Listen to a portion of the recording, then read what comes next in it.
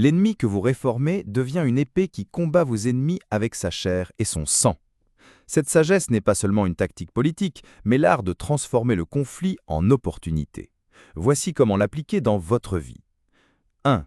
En cas de conflit familial. Ne coupez pas les ponts avec un frère ou une sœur en colère. Écoutez sa colère et réparez son orgueil blessé.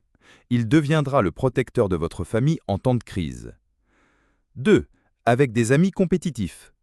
Votre rival en affaires pourrait devenir votre partenaire demain. Donnez-lui l'occasion de faire ses preuves dans un projet commun et son énergie hostile se transformera en motivation pour réussir. 3. Concernant les relations professionnelles.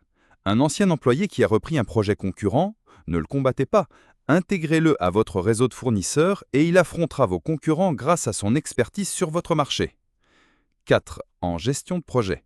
Un client très critique est un trésor caché. Résolvez sa réclamation avec une qualité exceptionnelle et il deviendra un ambassadeur rémunéré de votre marque. 5. Avertissement machiavélique. Ne vous réconciliez pas avec un ennemi traître, celui qui vous a trahi, ou malveillant, celui qui est votre succès pour lui-même, ils vous poignarderont au premier coup.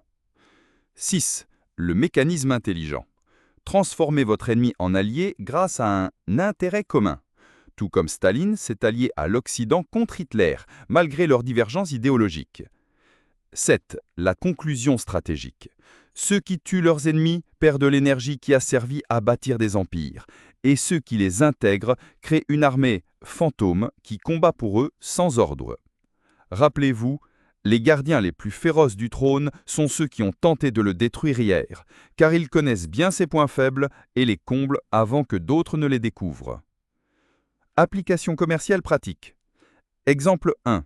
Steve Jobs a fait revenir Jonathan Ive, l'ancien designer d'Apple qui a fondé une entreprise concurrente, et en a fait l'architecte du succès de l'iPod et de l'iPhone. Exemple 2. Nike a transformé la star adverse de basketball, LeBron James, en son visage le plus célèbre au lieu de le poursuivre en justice. L'idée principale, un adversaire repenti se bat farouchement pour vous, car il s'est d'abord prouvé à lui-même qu'il avait tort de vous être hostile.